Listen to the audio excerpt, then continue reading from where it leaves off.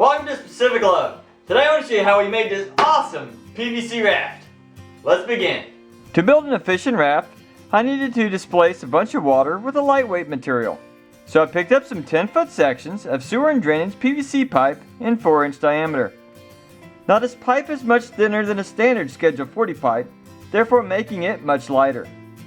Also, all of the fittings needed for this build cost much less. I first laid out 4 pipes on the floor in pairs. I wanted this raft to look different than the common wood-top versions, so my goal was to use as much PVC as possible. For starters, I wanted to keep a gap between the center 2 pipes for stability. The easiest way would be to use a T-connector straight across, but I also wanted to create some seats.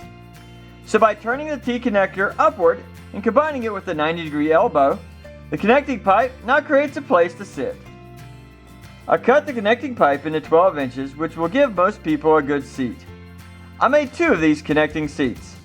To attach the seats, I measured 3 feet from each end and made a cut. The plan was to have a seat for my son and myself so we could enjoy the raft together. He was not so confident with the idea. Before gluing the seating pipes together, I had to align the pipes with a solid wall. I then carefully removed the top section and glued it together on a flat board.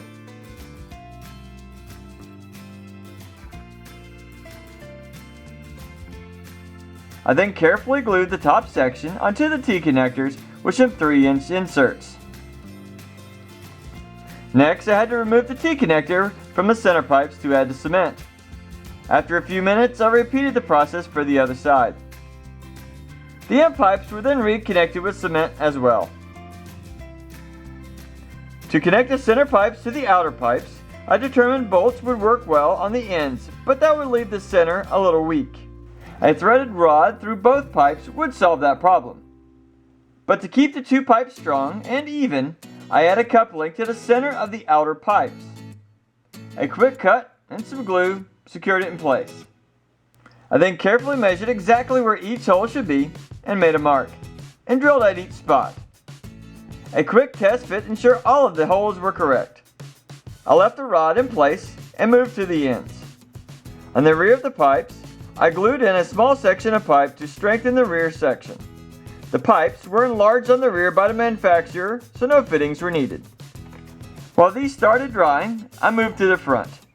When I added the T-connectors to the center pipes, they pushed the pipe forward several inches, so there is an offset at the front. I then glued a 45-degree elbow to the outside pipe and matched it up to the center pipe. I then marked a spot for the bolt and drilled a matching hole on both sections. To keep the pipes from splitting due to the bolt, I purchased some rubber anti-skid pads. These pads are stiff and yet flexible. I drilled a hole in 2 pads and used them as flexible washers between the bolt and the pipe. They worked great. I also added a little silicone at each drilled hole. I then tightened the bolts with locking nuts to keep everything secure.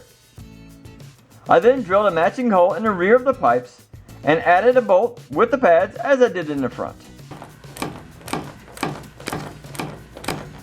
It was now time to secure the center rod. I again used some anti-skid pads, but this time on the outside. I applied some silicone between the pipes and on each pad to help prevent leaks. The nuts on both sides of the rod needed to be secure, but I had to be careful not to break the pipe. I also left a little extra rod on the outside in case I wanted to add a hook in the future. I then added a 45-degree elbow to the front of the inside pipe and added end caps to the front and rear. I then repeated all of these steps for the second pair of pipes.